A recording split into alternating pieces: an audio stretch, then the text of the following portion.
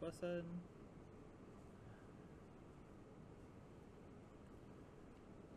Alright, so I'm going to turn into third person view. See the path up the staircase.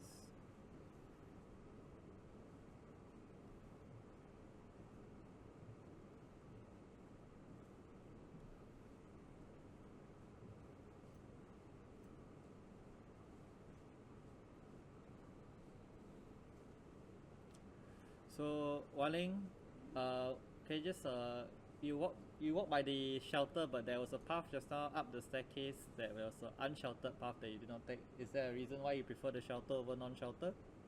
Yeah, because this one goes straight to the HDB. Then I think that one over there, right? Then it's a straight path to the HDB itself, right? Yep. But then if you're like directly under the HDB, when you walk across, you're gonna end up here anyway, unless you wanna walk across the car park. Okay. Alright, can continue.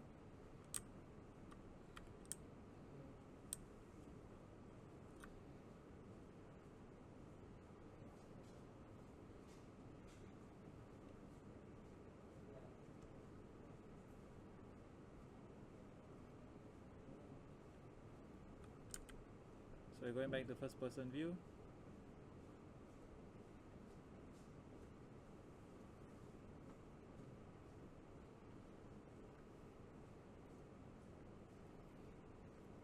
So are you walking straight? As in, or are you feel like you're drifting again? A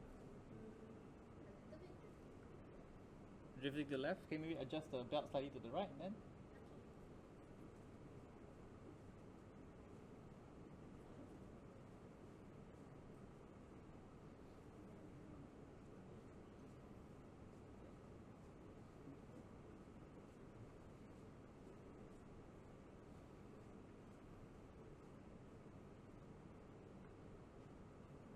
Alright, so what are you thinking about when you're looking around like that? I lost the beacon. Okay, so you can't find the beacon, is it? Alright, so the beacon is actually to your right. Right? It's behind the car park that you're looking at right now. Right, so you're opting to go around the car park. I'm not gonna walk in there, man.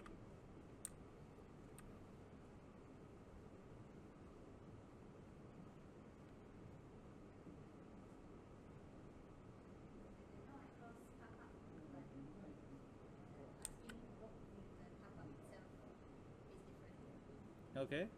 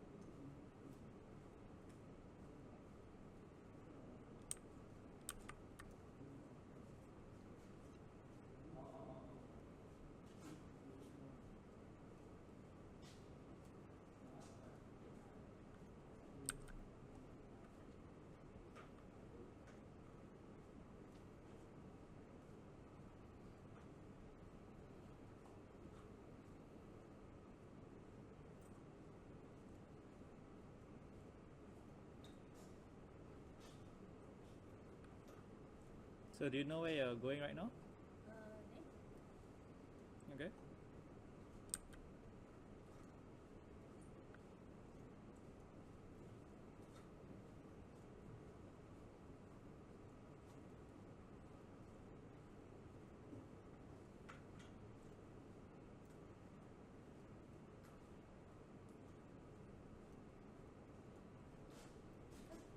Alright, so we reached the destination. Okay, can we get a chair for Wan Ling?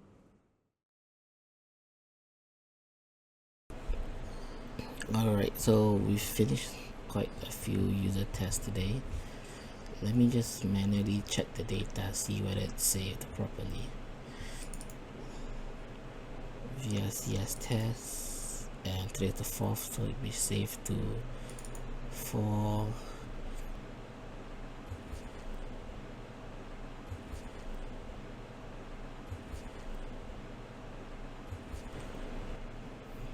Each commuter has one folder, and looks like data and street furniture usage are saved into different files. So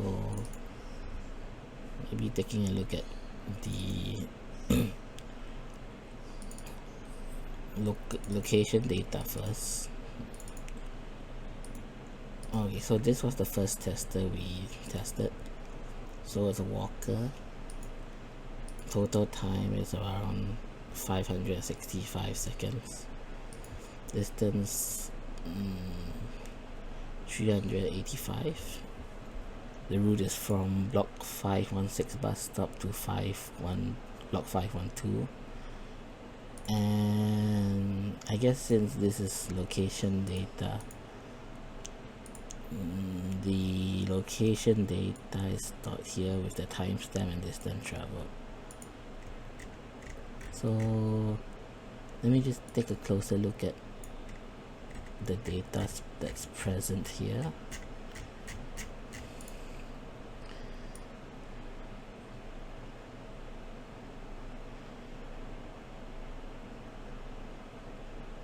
Everything seems to be okay. From what I can tell, since the distance traveled is 0, it seems like this user might have taken quite a few stops along the way.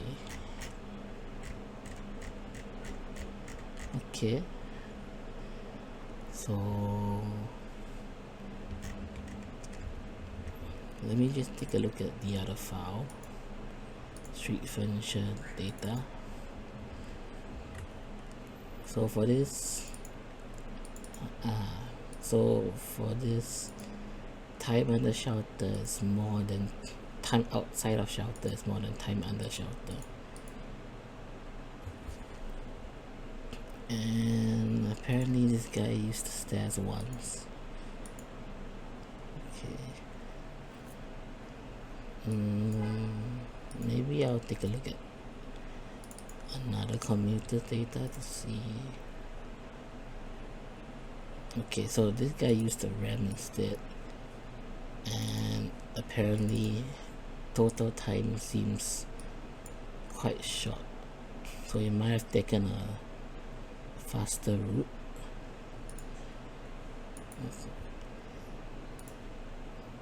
But other than that, I think so for the data it seems fine. I will need to look at it more using the built-in planner observation tools.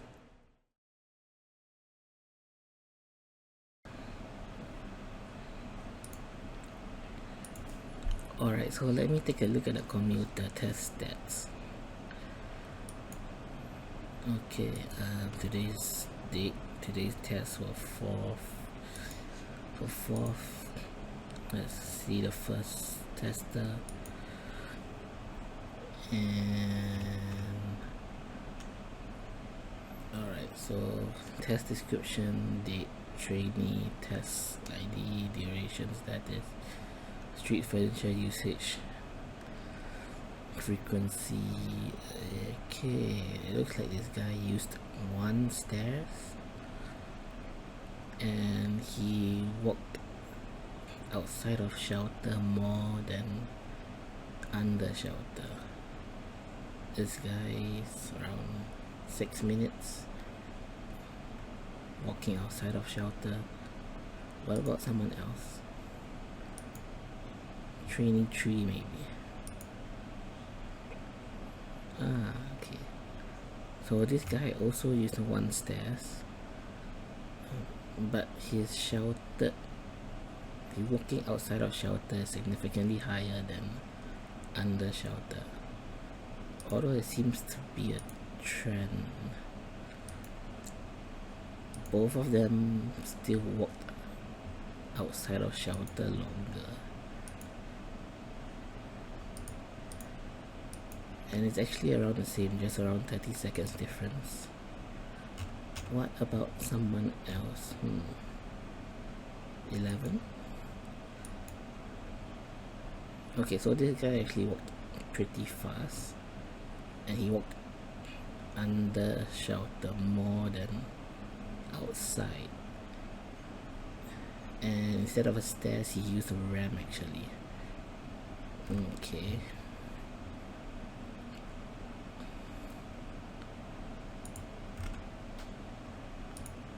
so we go back to number 1. It seems like those that took the stairs actually walked the longer path compared to those that took the ramp. But I'll need to look further into the data to confirm that.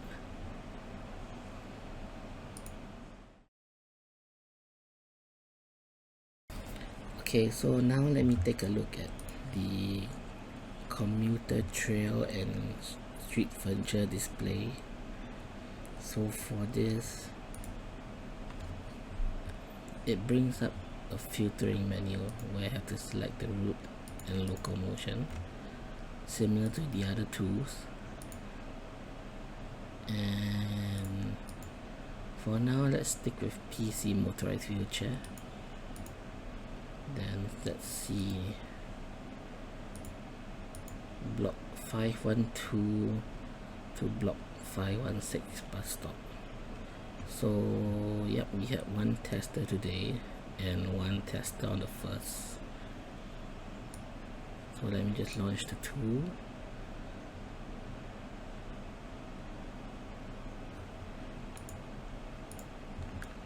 Okay.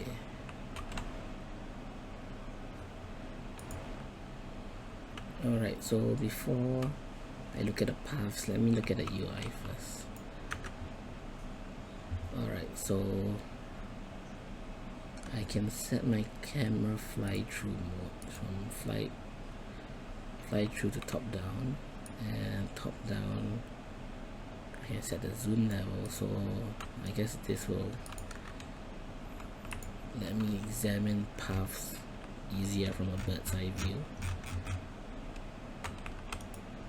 And I can also zoom in using the mouse wheel or with the slider,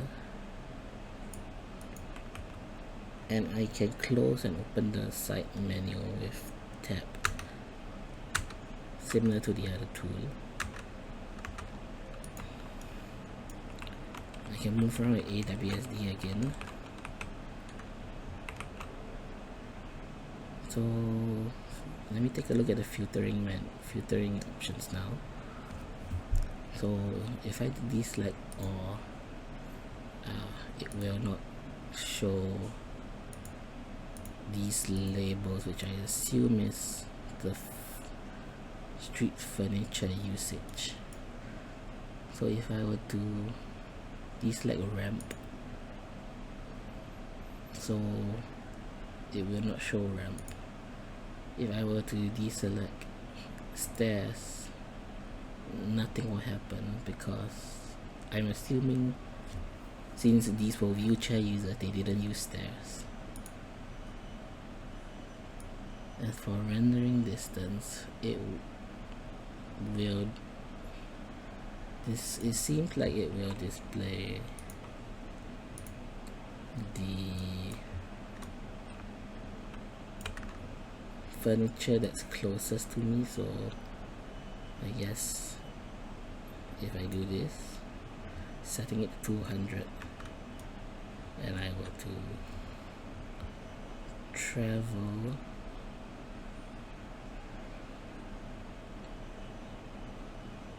yep,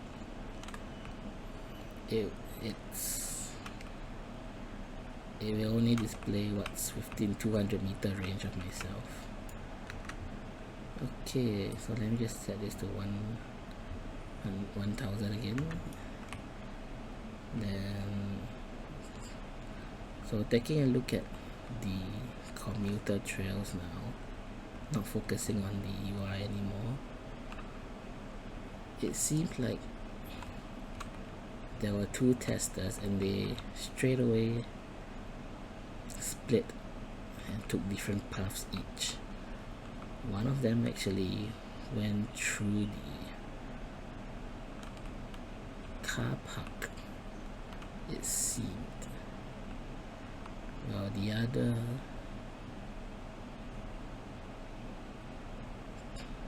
took a more standard route, it seems, walking through shelters and buildings. So switching to top down again.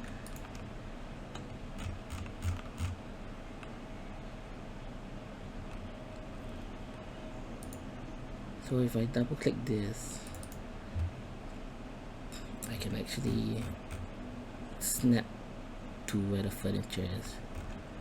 So switching to this top down view will allow me to see that actually, although they took different paths at the start, they converge at this ramp. So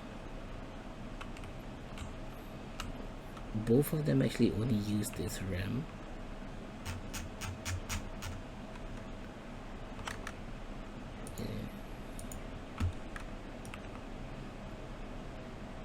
And it seems like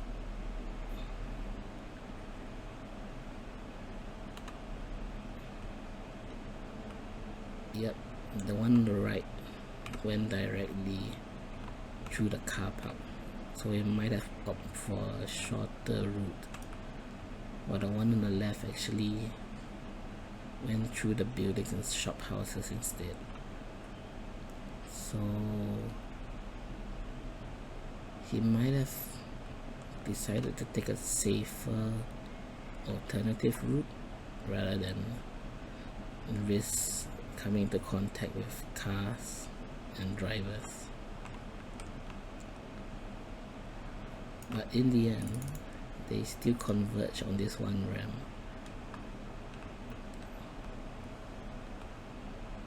Okay. Okay, so I think that's it for these testers. Let me just take a look at somebody else.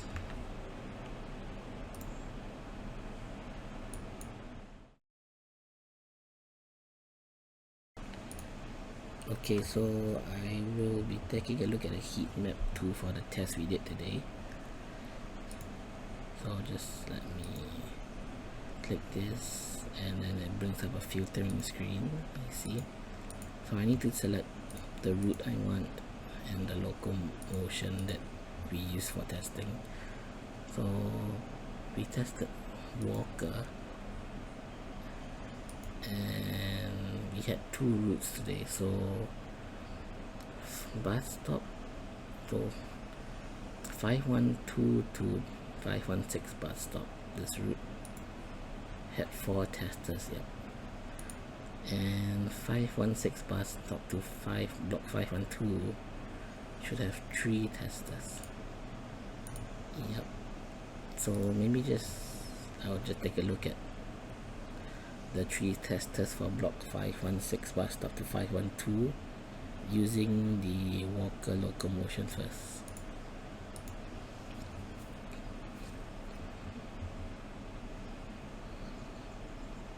Okay, so I see the tools loaded, and for the controls I can toggle the side menu on and off using the tab button.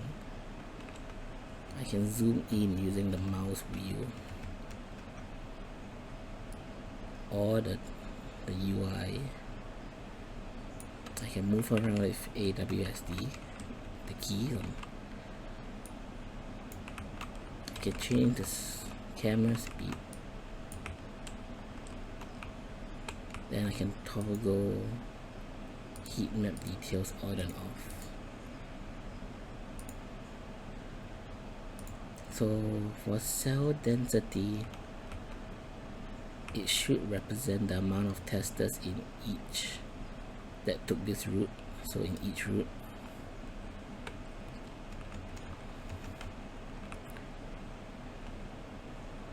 so if I were to zoom out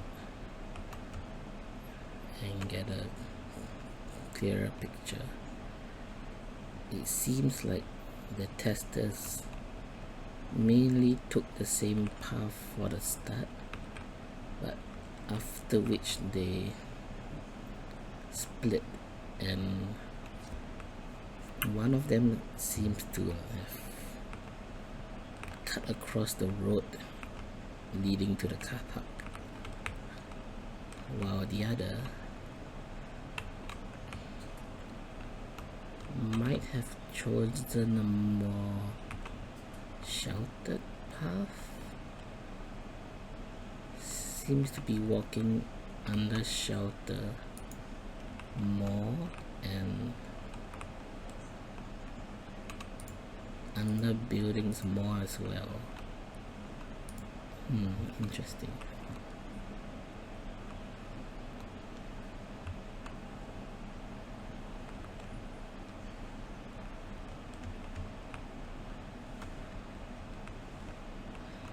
So I guess the one on the left, this path on the left, one cutting through the route near to the car park, seems to have taken a more direct route, whereas this others here probably took a more sheltered or possibly even safer route. Okay, so I think that's that for the testers using this route and Pacific locomotion method. So let me just go back and look at the others.